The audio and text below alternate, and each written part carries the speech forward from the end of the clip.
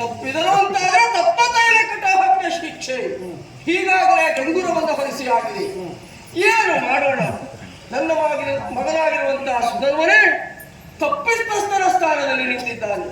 ಏನು ಮಾಡಬೇಕು ಎನ್ನುವುದೇ ಗೊತ್ತಾಗ್ತಾ ಇಲ್ಲ. ರಾಜಧರ್ಮ ಗೊತ್ತುಂಟ ನಿನಗೆ? ದಮ ಕ್ಷಮ್ಯಂ ಕ್ಷಮಾ ಧರ್ಮ ವೃತ್ತಿ ಸತ್ಯ ಪರಾಕ್ರಮ ಧೀರ್ವಿದ್ಯ ಸತ್ಯ ಮಾಡುವುದು ದಶಕಂ ಧರ್ಮ ಲಕ್ಷಣಂ. ಇದು ರಾಜನದ ಅನುಸರಿಸಬೇಕಾದ್ರೆ ಸತ್ಯ. ಈಗ ಇಲ್ಲಿ ತಪ್ಪಿದ್ರೆ ಪ್ರಜೆ ಅಂತಲ್ಲ ಮಗ ಆದ್ರೂ ಬಂತು.